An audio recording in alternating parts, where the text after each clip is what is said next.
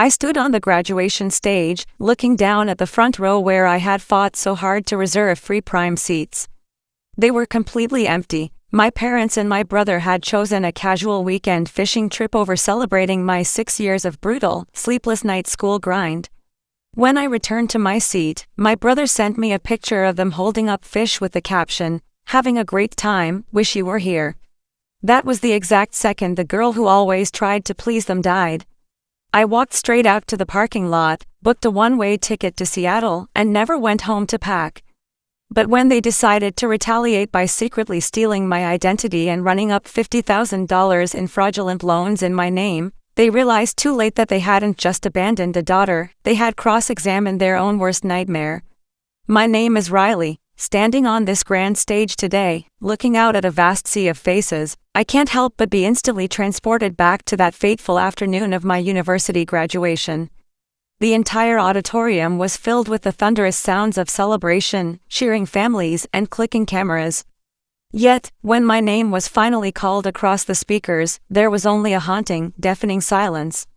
I remember walking across that stage, the heavy fabric of my graduation robe weighing like lead on my shoulders, staring at those 3 empty chairs. Mark, Lisa, and Ethan couldn't be bothered. It all started when I turned 22. My brother Ethan, who was 2 years younger than me, went straight to a traditional university right after high school. Our parents, who owned a moderately successful local business, spared absolutely no expense for him. They eagerly paid for his full tuition, a premium dorm room, and even bought him a brand new car. They threw him a massive send-off party, bragging to everyone in our hometown about how proud they were of their star child. But when I announced that I wanted to enroll in college to study corporate finance, the room turned ice cold. My father, Mark, barely looked up from his desk paperwork. "Good for you, Riley," he said indifferently, "but don't expect us to pay a single cent for it. We've already spent a literal fortune positioning Ethan for success." My mother, Lisa, simply sighed, reminding me that I was still expected to work long hours covering shifts for the family business while paying them my full share of household rent. For the next 6 grueling years, my life became a relentless blur of physical labor and academic survival. I worked at a chaotic local coffee shop from 6 in the morning until 2 in the afternoon, absorbing the constant demands of grumpy customers and the permanent scent of coffee grounds.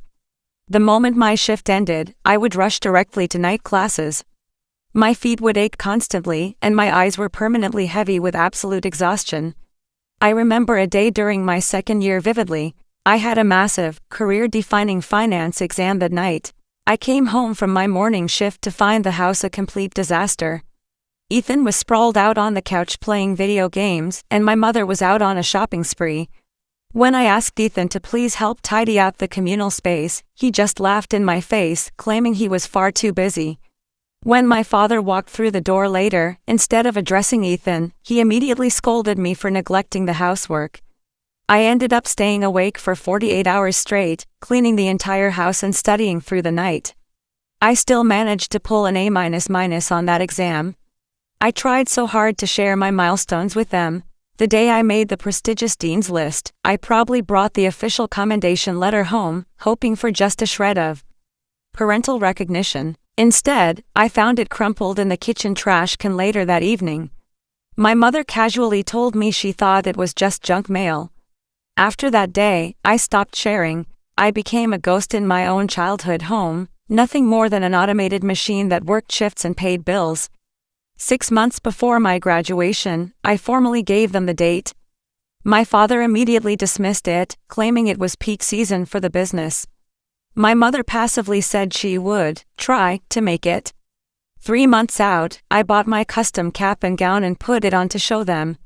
Ethan openly mocked me, laughing that I looked like a clown. A month before the ceremony, I ordered 3 premium tickets, meticulously writing their names on the envelopes in my neatest handwriting. They looked me in the eye and promised they would be there. But the week of graduation, a local buddy offered them an exclusive fishing trip. They claimed it was a once-in-a-lifetime opportunity they simply couldn't pass up. I practically begged them to stay, but they didn't even blink. On graduation morning, I woke up entirely alone. I walked into the kitchen, and their trucks were already gone. I dialed their numbers repeatedly, but my calls were routed straight to voicemail. Walking across that stage into an empty void of applause was the loneliest moment of my life. But the text from Ethan shattered the last remaining piece of my naivety. Holding my hard-earned diploma in the freezing parking lot, the biting wind hitting my face, I realized the desperate girl who spent her life begging for their love was officially gone.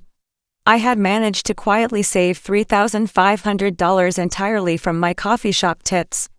I pulled up my phone, used the money to purchase a one-way flight to Seattle, and drove straight to the airport. I didn't even go back to the house to pack a bag.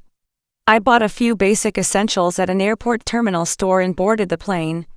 Landing in Seattle was terrifying, but for the first time in 28 years, I was completely free.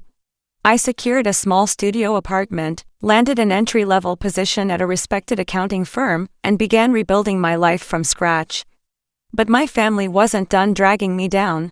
A few months into my new life, I ran a routine check on my credit report and discovered a catastrophic horror. My parents had systematically taken out massive commercial loans using my social security number.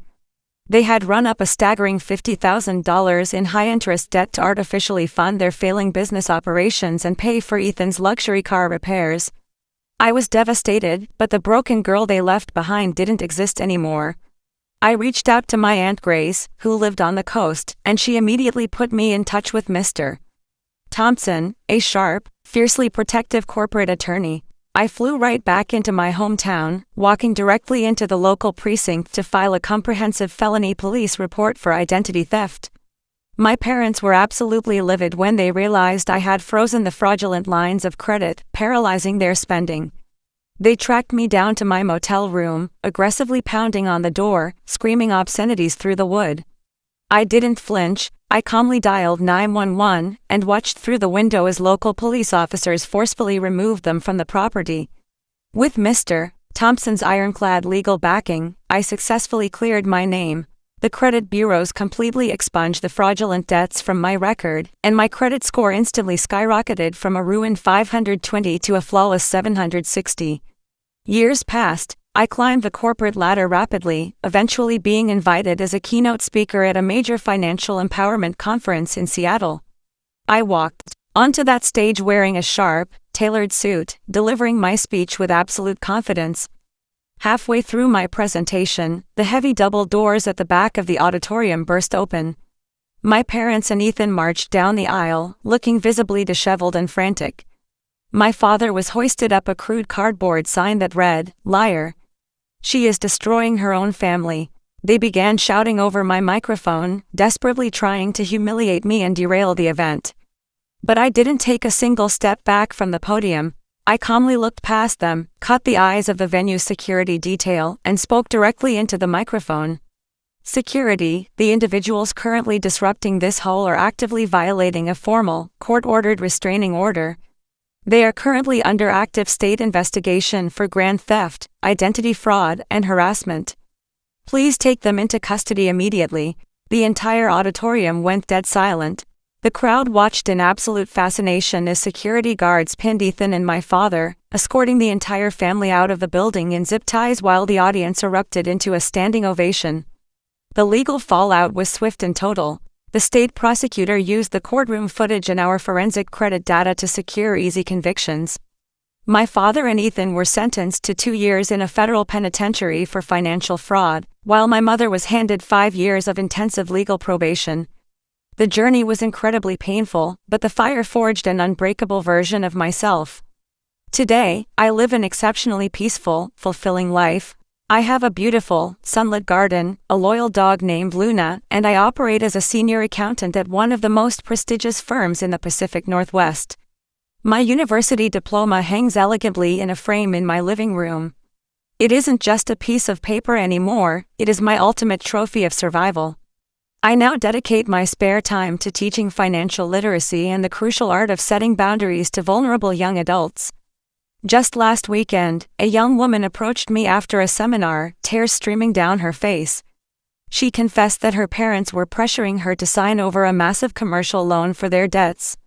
I looked her dead in the eye and told her what I wish someone had told me years ago: true love will never ask you to sacrifice your future. You do not owe them your life. If your own family refuses to show up for you, you have to find the strength to show up for yourself. Fill that empty seat in your life with your own unshakable pride, because at the end of the day, you are the only author of your own happiness.